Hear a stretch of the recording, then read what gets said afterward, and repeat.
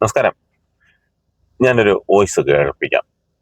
എൻ്റെ അടുത്ത് പറഞ്ഞു ഇതുപോലെ വീട്ടിൽ വന്ന് പ്രാർത്ഥിക്കാൻ 12,000 രൂപ തരണം എന്ന് പറഞ്ഞ്, അത്രയ്ക്ക് നിങ്ങളുടെ വീട്ടിലെ അവസ്ഥ ഗുരുതരവാ എന്ന് പറഞ്ഞ് ഞാൻ പിന്നെ മാല കൊണ്ട് പണയം വെച്ചിട്ട് പൈസ കൊണ്ട് കൊടുത്തു. പൈസ കൊണ്ട് വീട്ടിൽ വന്ന് പ്രാർത്ഥിച്ച് നമ്മള് കഴിക്കാനും ഒക്കെ ബേക്കറിയൊക്കെ വരുത്തി കൊടുത്തു. പിന്നെ അത്താഴഊണും കഴിഞ്ഞ് 12 മണിയായപ്പോഴാണ് ഇവിടുന്ന് പോയി.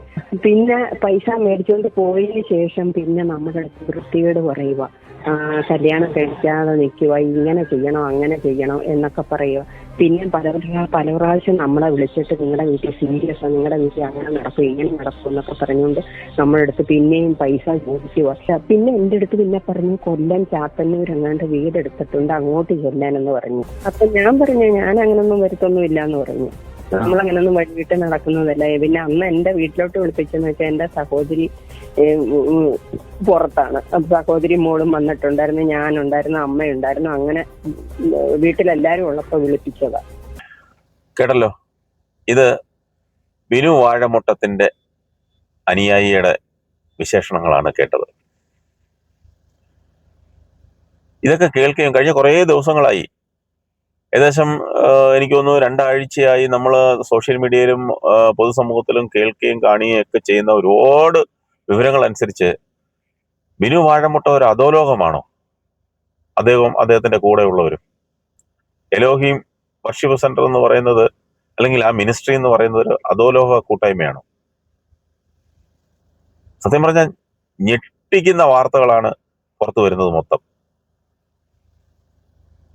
അദ്ദേഹത്തിന്റെ കൂടെയുള്ള വേറൊരു പാസ്റ്റർ കഴിഞ്ഞ ആഴ്ച പറയുന്നത് കേട്ടു, ഞങ്ങൾക്ക് അടിക്കാനും പിടിക്കാനും, സുവിശേഷം മാത്രമല്ല അടിക്കാനും പിടിക്കാനും ഒക്കെ അറിയാവുന്ന ആളുകൾ ഞങ്ങളോടൊപ്പം ഉണ്ടെന്ന്, ഇതൊക്കെ ചെയ്തും കണ്ടും കേട്ടും ഒക്കെ പരിശീലിച്ച ആളുകൾ ഞങ്ങളുടെ ഒപ്പം ഉണ്ടെന്ന്.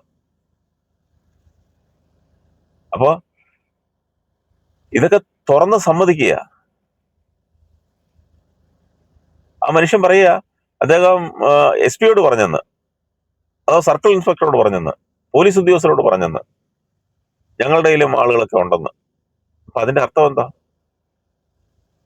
അപ്പൊ ഒരു പാരലൽ സംവിധാനമാണോ അവിടെ ഉള്ളത്? ഇതൊക്കെ കേൾക്കുമ്പോൾ ആർക്കായാലും മനസ്സിലായി പോകും, ആർക്കായാലും തോന്നിപ്പോകും ഇതൊരു അധോലോകമാണെന്ന്. തോന്നുകയല്ല, അങ്ങനെയാണ് വാർത്തകൾ, പുറത്തു വരുന്ന വാർത്തകൾ.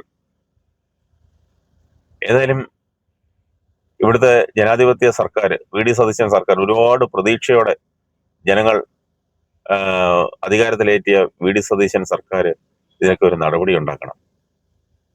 സത്യം പറഞ്ഞാൽ ഇതൊക്കെ പേടിയോടെയാണ് കാണുകയും കേൾക്കുകയും ചെയ്യുന്നത്. ഇതിനൊരു ഒരു ഒരു സംവിധാനം ഉണ്ടാകണം.